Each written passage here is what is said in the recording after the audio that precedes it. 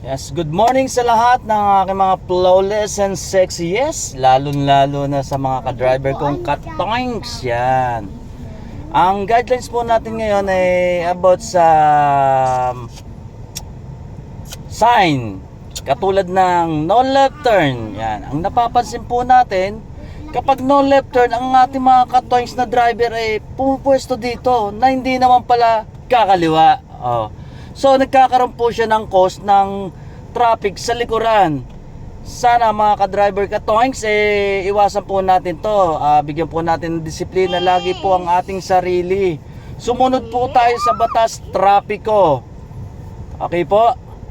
Kasi po, kung tayo mismo ang gagawa ng disiplina sa ating sarili para sa batas na yan, kahit papaano makakatulong po tayo sa ating mga enforcer na maibsan ang daloy ng traffic. May mga sarili man po tayong kaisipan na alam po nating mali, wag na po nating gawin. Tayo mismo po ang sumunod sa batas trapiko na para hindi po tayo sakit ng ulo. At sana sa mga ka-driver kong katoings, iangat po natin ang bandila ng pagiging driver. Okay po, na wag tayo maging isa sa mga tinatawag nilang kamote. Yang kamote is always kamote. Wag po tayong pupunta dyan sa pangalang kamote. Okay po? Paano?